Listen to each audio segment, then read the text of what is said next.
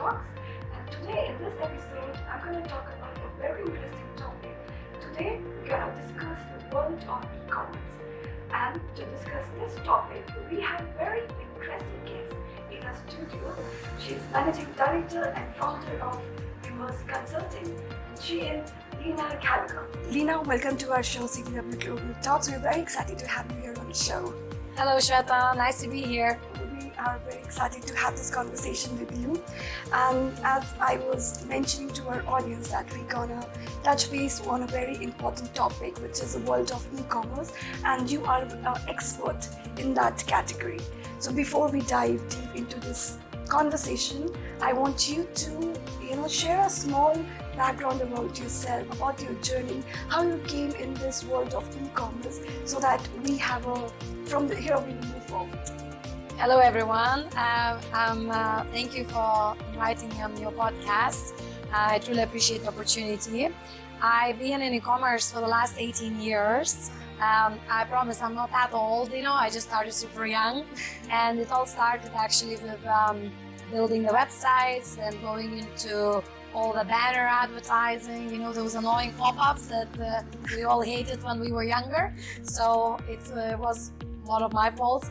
And then I went to University of Liverpool. I actually studied e-business, which was the first university globally to have the university degree in what now we call it commerce, right? And straight after the university, after the first 3 years, I had an incredible opportunity to join Deloitte Consulting in London. I joined their graduate scheme, and as a young 21-year-old, super eager to learn, super eager to work hard, I had, together with Deloitte, I was very fortunate to work on at that time was called multi-channel, single-channel, basically just digital transformations. Under my belt in the portfolio, I helped brands like John Lewis, Selfridges, Tesco, Next, Zara, you name it.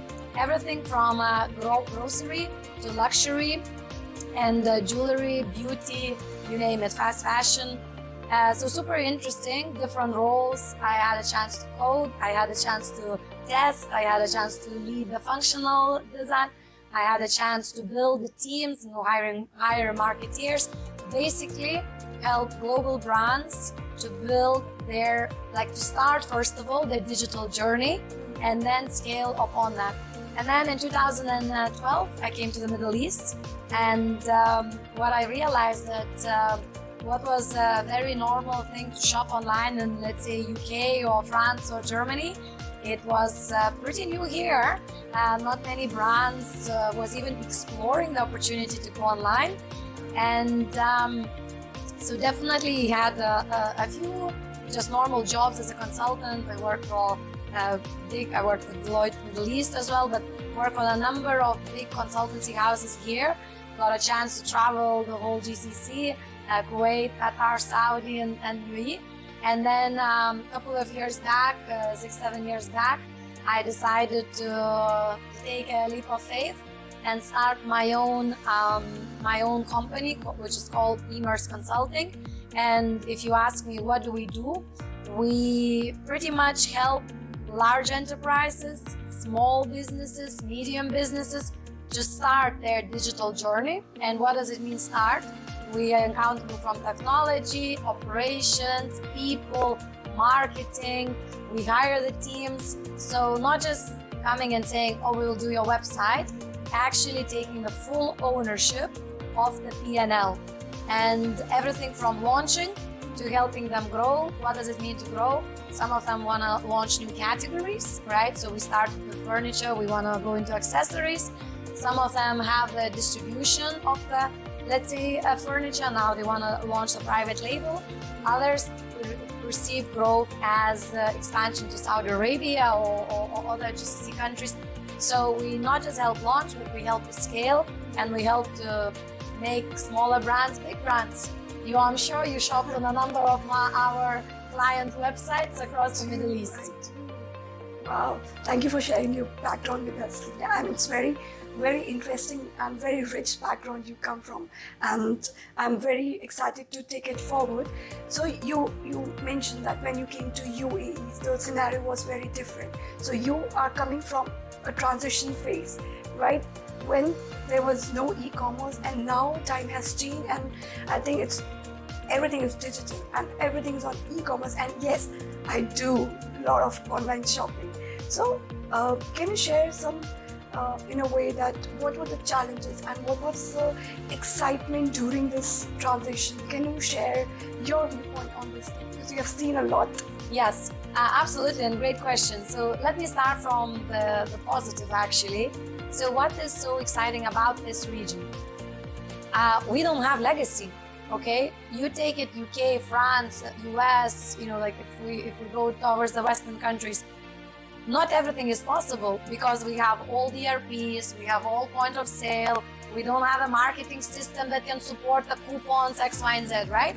So whenever you think of e-commerce, you sometimes think, okay, how can I plug in this e-commerce into the existing ecosystem, or what's in the tech terms would be called the architecture, right? You cannot just come in onto the retailer and say, I'm gonna change it all, right? Because then the project would never succeed and we would probably never have this e-commerce website.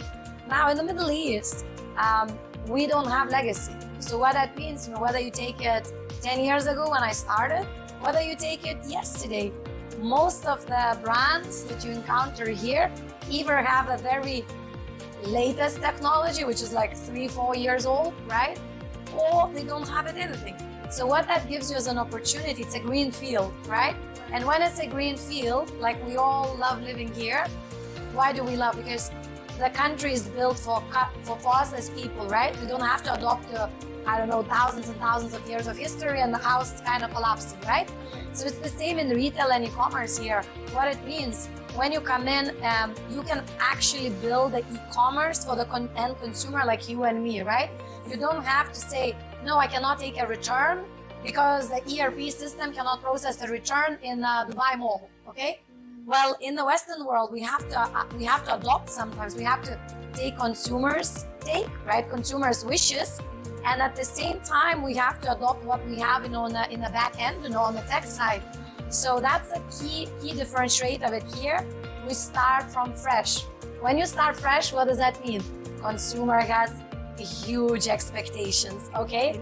We all want everything in 10 minutes, 20 minutes. In the US, Amazon delivers in 3-4 days and we all wait. In the UK, you can wait 2-3 days for the dress. Here, 2 hours and you're calling your driver, where is the dress? I want my dress. So that's because, there are pros and the cons, as it is fresh and you can invest in tech and have the latest and the greatest. The opposite is that the consumers have a lot higher expectations from you than what it would, let's say, would if you look at in London or Paris, okay? So that's like the pro and the con of it. Another thing, when if I would have to compare it, like with everything, when you start fresh, when you are the first one to do it, it's a very small pool of resources to choose from, okay? So if you ask me, launching e-commerce, even 20 to 15 years ago in the UK, you would put that ad for head of e-commerce. Everyone that would turn up to the interview has done e-commerce before, whether they've done it at your competitor, another field, but they are not first, it's not their first time to be looking at the website and saying, I'm gonna do e-commerce transformation, okay? Here, even up to today, when you put the ad, whether it's a head of e-commerce, head of digital marketing, customer service in digital, definitely 30 to 40% of applicants, depending on the seniority, the applicants would be, I have worked with this, but I haven't done it. I understand, I done the course and probably, like the latest and the greatest course, but this would be my first gig at actually executing it at this level. I worked in maybe, we have a lot of resources from Southeast Asia. So maybe I ran a store in Bangalore, but now, I have never run a P&L.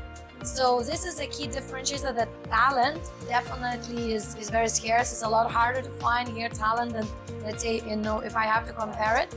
But what's that if I have to do the pro of the talent here works very hard, okay? Teams here work a lot harder. Teams here, like very, if I would have to compare, like ChatGPT came out. I don't know anyone in the Middle East who hasn't tried it, okay? Like within when it became the mass. Whether you tried it for your emails, whether you tried it for e-commerce product description, whether you tried the whole images thing, but you have tried it. A lot of my Western clients, even up to today, they are not embracing it because they are so used to doing the things maybe their way, and they're good at it. But so they were never looking for that newer way, faster way. Because here, as I said, maybe talent is not. I don't have 20 e-commerce behind my belt. Maybe this is my first gig, but I'm a lot more embraced. Like I want to learn. I feel like everyone here in my teams, they are like straight out of uni, super excited, embracing innovation. So if I would have to take the bold curve, they're always at the start of that innovation. iPhone comes out, they already have it, right? And majority of who I work in the Western world, they are like, do I really need? We have different things, recycling and all, and you're like, what, you need this latest iPhone, right? So it's a very different, very, very different market. And the final thing and we can go actually more into the consumer shopping behavior, during this. But if I would have to compare it also, another very interesting thing is we are in any country I worked before, 90% is the population of that country, okay? Like 80% of that country. So we don't have a lot of expats, we don't have a lot of people from other countries. So, if it's UK, you pick the British persona and you kind of go over, okay? Yeah. Here, what is a UAE persona, okay? We are such a diverse society. So e-commerce, your understanding of e-commerce is where you came from. My understanding of e-commerce, where I came from, and if you take American, their understanding of e-commerce is shopping on Amazon. While if you take the Indian expat, their understanding of e-commerce is shopping on Flipkart. And if you take, someone from China, their understanding of e-commerce is shopping on Alibaba. Right. But all these three platforms, as much as they are leading platforms, they're very different. What they offer from the payment methods to delivery methods, okay? So that is very, very interesting how, as a retailer or as a brand, when you have to go online, you have to acknowledge that this is not copying Amazon.com. This is actually first understanding what the Middle East consumer wants, and not always what they want is all the latest bells and whistles on the tech, but actually faster delivery or more payment options, you see? Yeah. So that's it's a very contrasting market. It's very interesting, actually, the way you said it. It's very interesting because our UAE market is very, very open market, and they are very much up to in terms of absorbing the new technology, new era. They're shy. They don't shy away from it. So it's I think personally, I feel it's a very good market for the expats. And talking about the consumer behavior, which you were mentioning, what I want to understand for our audience, you work with brands, right? And there are certain ways, for the brand, what is your strategy that you bring that brand essence, alive online? And how do you retain those customers? And, which boosts sales? So basically, how you retain the customers for that specific brand, which is relevant to the online. Okay, so let me break this question into two parts, okay? This region, what is so unique?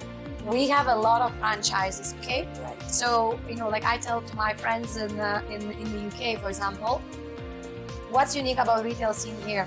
We have every brand from Japan to the US, okay? I can shop, Daiso, which is like Japanese, which doesn't exist in the UK. And at the same time, I can shop every Australian brand. And at the same time, I can shop Victoria's Secret, which comes from the US, okay? So it's not just European brands, it's not just American brands, it's not just Asian brands and Chinese or Japanese, okay? So whenever you have so many various franchises, what does that mean? That the parent company most likely has some rules, okay? The parent company. So you take the H&M, okay? It's a Swedish brand. They have the way they do things is very Swedish way. So now let's try to say, okay, what is the fastest way to go online? Let the parent company do your online website. Okay, so You save money, you save time, you save resources. They've done the website, hnm.ae, and let's go. Finished, okay? Will it work? It will not. Why not? Because consumer, yes, we might save money on the go live, and I will come back to the local brands, but let's say first or franchises. What's the first thing I tell when I work with franchise brands? What do I tell them? Acknowledge the fact that here consumer has different rules. Okay, so for example, we are very family orientated. Okay, so what does that mean? Your homepage has to acknowledge the family. It cannot be just 18, 20-year-old girl, every single time on a banner. Okay. Secondly, we are very diverse society. Okay. So it cannot be just Shweta every day, and it cannot be Lina every day. Okay. We need to acknowledge that we live in a so the banners from Sweden, I'm sure it has majority Swedish people in it, right? Probably mostly blondes, So if we replicate these banners here, will it reflect the consumer? No. Third thing, you talk influencers in Europe, if you continue on HTML, yes, it's a big deal. Everyone loves influencers, but no one loves influencers as much as we love influencers here, okay? So what does that mean is that when we think of promoting maybe in Sweden, H&M or UK, maybe it is similar. But when it comes to H&M here, we have to absolutely must work with influencers, because our consumers do really follow a lot. It's a highest penetration on the internet penetration. A lot of people, a lot of consumers, yes, sit online on the social channels. Okay, so you have to be out there. And the next thing I would say on the franchise, yes, we can push 90% of the collection all the time, whether it comes from India, China, Japan, or US, you can push the same range here. But which brands in franchise world succeed? The ones that acknowledge that here we do have, a high population, Muslim community, maybe more reserved. So any brand, that comes from the franchise way, they are successful here whenever they think of what consumer wants here, from the product to the service to the website experience, okay? Yes, we might be on the latest and greatest Salesforce, Commerce Cloud, Magentos in the West world. But here, Shopify is the same as Magento, if you are presenting local, local banners, if your pictures maybe have palm trees in it, okay? Sweden doesn't have really maybe palm trees, in the middle of the winter, but we do. So any photo shoots that are done in the desert, they work. So this is what, if you talk about franchise brands, they succeed online whenever they start putting the Middle East in the middle of thinking that we want to succeed in the Middle East. It's not about we want to succeed, in UK or Lithuania or America, right? It's not about let's save money, so let our American friends make the IT here. No, it's not about that. It's possible to do it, okay? But it's not the way to success, okay? So that's one. Now let's approach it from the local brands, okay? So the other big segment here, that there are a lot of brands born here, okay? So now let's switch to the local brands. Okay, so what's unique about local brands? And then, so what we need to remember, the Western world, raise money, get VC money, get millions. Here, very rarely you will meet a brand that doesn't have the money and just looks for VC money. Yes, we all want to raise. We have a lot of successful startups here in the retail space, in e-commerce space, and a lot of the homegrown brands, starting from Noon, Souk before Amazon bought. So there are a lot of successful e-commerce brands, but most of them started on bootstrapping themselves, okay? And what does that mean? We are profit driven. We are not just growth at any cost. That's a very, very different than what you will probably see, in the, I work with brands across the globe, and I can tell you that here we would rather, we all want growth, right? And I would be lying to say, no, we don't want to scale, we don't want a market share. We do, but not at any cost, okay? So what does that mean? You will find local brands, focusing on product selection a lot more, right? Positioning that product, on online, what gives them the biggest advantage, rather than just putting the products left, right, and center. They're trying to focus on the products that would give them that uniqueness, that unique advantage. What does that mean? That we have a lot more smaller and very successful brands, whether it's a sportswear brands that are just serving like, gym customer. We have like supplement brands that are serving, people like in the beauty industry. We have local organic beauty brands that are serving just local consumer on all the beauty needs, right? So it's not, you wouldn't say that, oh, Amazon killed everyone. It didn't. Like, it's like maybe we will make that comment, now. If you follow me on LinkedIn, you will see I'm quite vocal about Temu, and I really believe that Temu would definitely kill Amazon. That's a strong statement, but watch the space. But over here, yes, we are feeling the effect. In Saudi Arabia, every third or fourth order comes in from Temu, right? So it is high risk on a cross border, but that does not mean that as a local brand you cannot succeed. As a local brand, what's very, very important, that you put the founder or CEO or head of commercial as a face, okay? Consumers here love connection. They want to know who is behind the brand. They want to learn about the founder behind the brand. They want to meet the CEO if it's a CEO, okay? Which, for me as a European, maybe it's like if Sephora would call me and say, sorry, we'd like for you to have a meeting with the CEO, I would be like, what's happening here, right? While here, if whether it's Sephora, whether it's like F&B brands like Dunkin', whether it's any brand like Sixth Street, like consumer actually loves knowing that there is a human being behind this website, okay? And so for any local brands, what I encourage is whenever you build a brand, don't just think of buying the traffic on paid media. It's very important and it's expensive in the Middle East.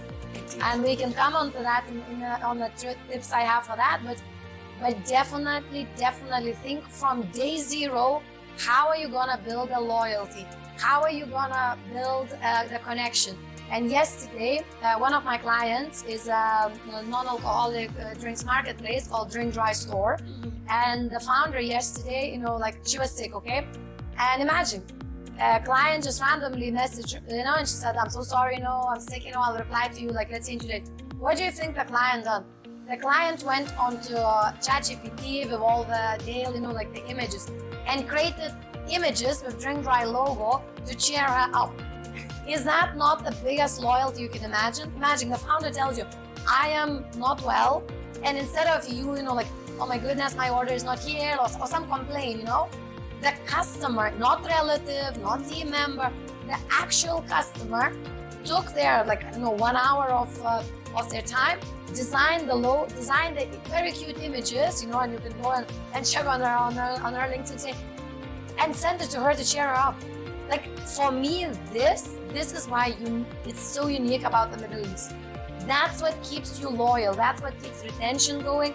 You need to show your face behind the brand. Don't be scared. That's my tip, for any local brand that is trying to establish themselves here.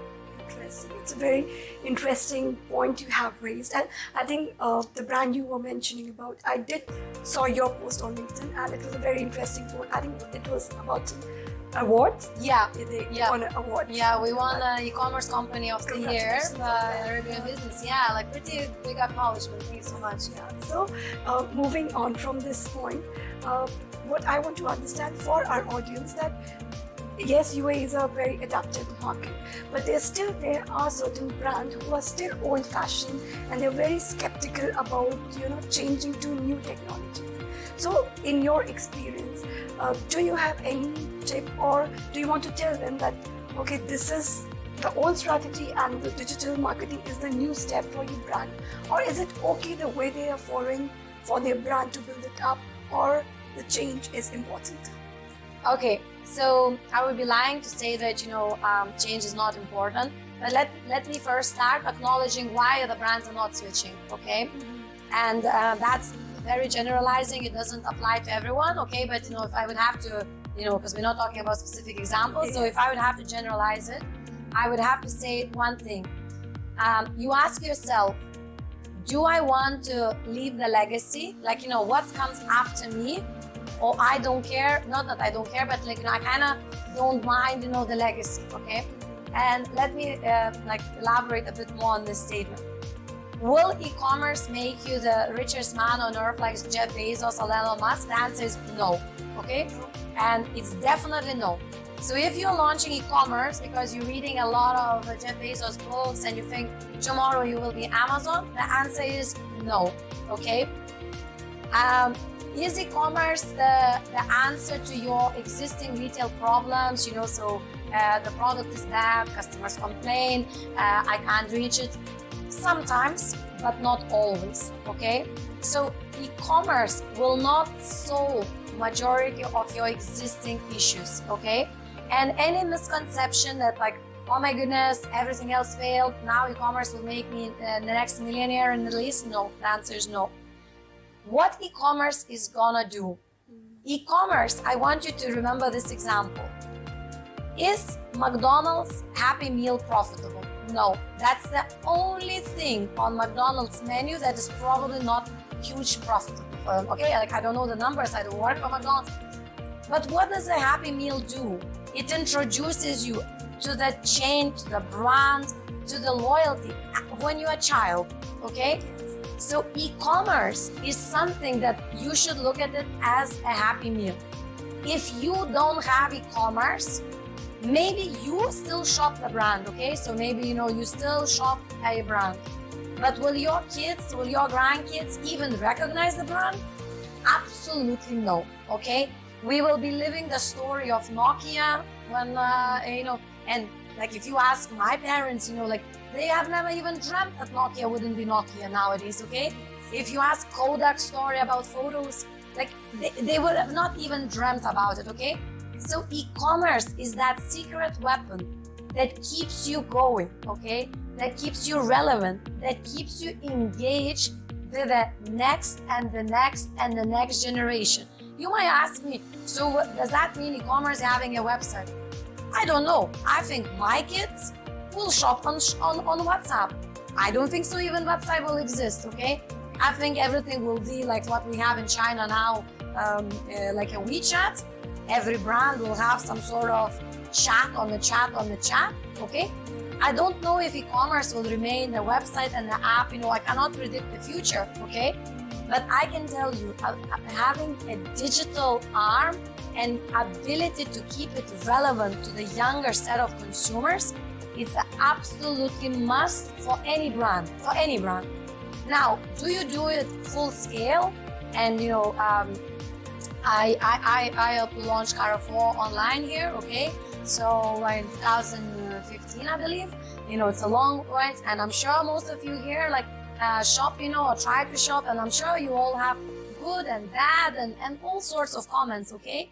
But for Carrefour, e-commerce is a strategic pillar. They make money, they are growing, they're gonna go and go further and further, okay? But not every brand has to have it as a strategic key pillar. But do you have to be online? Absolutely. Can you start small? Yes. When brands ask me, startups or smaller brands or brands that, I work with one of the vendors in Europe and we're trying to bring a lot of fashion brands from US, so they're big brands in the US, to do it cross-border into the Middle East, okay? And, you look at Trendyol from Turkey. What does that mean? Some brands just want to test the market, okay? They want to test, so they're asking me how much should I put on ads, how much should I on that, and I tell them, you don't need to put anything. If you have a good organic strategy, consumer will recognize you, okay? But you have to have a strategy. You can't expect to become Jeff Bezos without hard work. The guy took 20 years and to build a brand and to proper hustle, reading every customer complaint. So that's what it takes. You absolutely need to have the e-commerce if you want to remain relevant, if you don't want to give away the market share. You ask yourself, I'm not going to ask you now to tell me which small brands you are shopping. But I can tell you, when I buy my sport, gym outfits, I buy from a very small brand here, okay? So the big guys, can ask themselves a question. How did this happen? How did this happen that we allow the small brand to take my market share? and unfortunately I cannot wear 3 pairs of trainers the same day, okay? So I need 1 pair of trainers. So if I bought from you, that means you lost the market share. So the big brands, this is how it happens, Nokia's and Kodak's and BlackBerry stories, that the big brands, they are so maybe caught up, the day-to-day operation, that they are forgetting the fact that it's not just that e-commerce is expensive, but they're forgetting the fact that every day they are not online, they are losing the market share, okay? And then let me, to continue on this, but let me come back to that even further. So then you might say, but I don't want to do my own. Let's just put my product on Namshi, Moon, on the marketplaces, Amazon, okay? So I am online, but I'm technically not, I don't have my own website. I am all for that if you want to learn e-commerce fundamentals. If you want to learn how to write description, if you want to learn how to take a photo, if you want to learn how to deliver the order. But is that the long-term strategy? No. Because remember, you are giving the marketplaces, which I love absolutely, you are giving the marketplace your brand as a hook to get traffic onto their marketplace. So if I take, without mentioning, you take any global brand, so the consumer will first of all know to type Moon or the global brand name, probably global brand's name, okay? So if Moon at 6th Street, Amazon comes up first and you're selling it, your consumer will end up, I'm sure most of us here in Dubai have Amazon Prime or Moon Now, and what happens is that, of course, it's convenient for you. So if the product is on there, you will end up shopping there. What's the loss of that? You are not close to consumer. You are losing the data of that consumer. And at the end of the day, if they didn't like it, they complain to Amazon, not you. Yes. And what that all ends up is that the brand you bought, you would not buy it again. And you would not buy it in store because maybe the size was wrong, they weren't nice, and and then you suddenly ask yourself, even offline, market share is shrinking. How are we losing market share? So whenever you start connecting these dots, you realize why you're not losing market share. So I definitely encourage everyone, if you cannot afford top-notch technology, you don't have to. Get a small Shopify store, $29 a month. You are fine. Start. It's all about execution. It's not about talking. Execution is everything. And remember, having 1 order a day, it's better than having 0 orders a day. Yeah, you don't need 100,000 orders.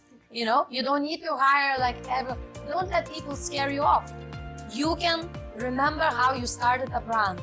And I bet you when you started, you were hustling. So it's the same here. Start small. If it's going, scale. Interesting. So in short, it's very important that your brand presence should be online. Correct. If you want to survive in the market. Correct. So Lina, we are having a very interesting conversation, but it's the time we are very constrained with. But before we end our conversation, I want you to shed some light on the marketing tools, those which our audience can use who are starting their business, and these are the must-have tools they can use to develop their business for e-commerce. Okay, yeah, perfect question. So let's start with the companies that are starting, okay? Because the big guys, obviously from the funding perspective and everything, yeah. So let's start the famous question. What is the budget I need to start my ads, okay? And I'm not talking about services now, I'm talking you are selling the product, B2C product, okay? So minimum you need in the UAE market, minimum is 7,000 dirhams to start with on the ads, okay? 7,000 dirhams is the starting point that you should start thinking about running your Facebook ads, okay? Facebook, Instagram ads. Now, you might say, I don't have 7,000. Lina, I don't even know if I'm gonna make anything for the 7,000. So then, remember, you can start even on 100 dirhams, okay? But everything has to be then driven brand awareness, website reach. You can't expect conversions from the smaller budget, okay? So there are a lot of and I'm a marketeer by profession. Don't let contractors, agencies, people, I don't want to say on the podcast, call me, I will give you free advice in a sense, but don't let anyone tell you anything else, because all the smaller budgets, Like they will get you the reach, they will get you the brand awareness, but they will not get, you cannot optimize the ad for the conversion, okay? Like, so you cannot go after the people that will sell. So if your budget is smaller than 7, you should start with, and you want to start with these ads, start with objective like brand reach, brand awareness, traffic, but make sure you track the correct KPIs. And you can't give a 1,000 dirhams budget and like, where's my 100 orders? That doesn't work like that, okay? So that's one. Second thing, if your budget is small, you can boost posts, okay? Invest your, like you yourself can become an influencer, okay? You have to put yourself out there the same way as we're sitting here in front of the cameras here. You can become the influencer yourself, meaning promote your product on your Instagram, start boosting the post. It could be as small as 50, 20, 10 dirhams a day, okay? You will reach audience. If the product is good, believe me, you will reach the audience, okay? It might take you longer, okay, because the budget is constrained. So number 1, paid media. Number 2, which is the biggest at the moment gap in the market in the UAE and Saudi, no one is investing in email marketing, okay? We are completely abandoning that channel. Remember, no matter how much money you spend on the paid ads, acquisition cost is still higher than your profit from the first order, okay? So what does that mean? You need to get the customer to shop second, third, for some brands even 5th time to break even on the acquisition cost, okay? So what does that mean? That means you need a CRM strategy. Whether it's big, whether it's small, whether you do it yourself, whether you write content yourself, you absolutely must do email marketing, okay? When you talk about email marketing, WhatsApp is 20% conversion at the moment in this market. So what does that mean? You absolutely have to invest in the CRM when it comes to like email marketing, notifications, SMS, and WhatsApp. Like I kind of plug them all together because WhatsApp marketing is expensive, so email a lot cheaper. But you must invest in customer retention, okay? Because there is every day a new brand that is launching shoes, fashion, or some food item, okay? So if you don't retain customers and if you again spending money on acquisition, you will never ever break even. So the second thing that I encourage everyone to do it is to look into email marketing, okay? Now you might say, oh, do I need an agency company or not? There is plenty of stuff online. Do free courses. Join, whether it's Klaviyo, whether it's MailChimp, whether it's Google. Join the free courses. You have to be curious. When you're curious, you will learn. So second channel is this. And third, I was just to probably finish it. It's all around your organic channels. So your organic Instagram account, your organic TikTok, when you post the content. Consistency is everything. You have to post daily. Not weekly, not monthly, but daily. You might say, I don't know what to post. My goodness, there is so many brands globally that you can get an inspiration from. You absolutely know the third channel that you really invest is organic social media, okay? That is not a channel that is gonna immediately make you Mark Zuckerberg, like millions or something, but it's a channel that will really help you build a brand. And the most important thing on organic is daily posting. No matter who tells you no, consumers don't like, it's okay. Maybe today they don't like, but maybe in 1 month, Jennifer Lopez just wore your earrings and suddenly everyone flooded into your Instagram account. And you know what? They want to see something. They want to learn about you. They want to learn about your brand. So forget about that you're getting 3-4 likes. Ask your friends to like your posts, but you must post. As you post, believe me, hard work will pay off. So daily posting, daily stories, and less worry about, oh my goodness, no one liked it, I don't have that many hearts. You're not doing for the likes. You are doing because you believe what you sell. Right. So if you believe it, tell the world. Tell the world. Forget the likes. Okay? So third is to summarize, paid media. Second, CRM, like email efforts. And third is organic social media. I mean, thank you so much for sharing these points. And I think these points are very important for the organization who are starting to build up. So paid marketing boosts your post, your email campaign, your organic posting, and driving your organic social media is very important. So if you're watching this and if you're hearing this, and I recommend that you apply these tips shared by Lina. And if you have any questions, I'm sure Lina is very happy to answer those questions and attend to your queries. And for any specific requirement, you can reach out to Lina's LinkedIn account, and I'm sure she will be very happy to support you for your brand. Thank you so much, Lina, for coming to our podcast, CTW Global Talks, and thank you so much. Thank you. Thanks, Shraddha. Thanks for having me. Really you. appreciate it.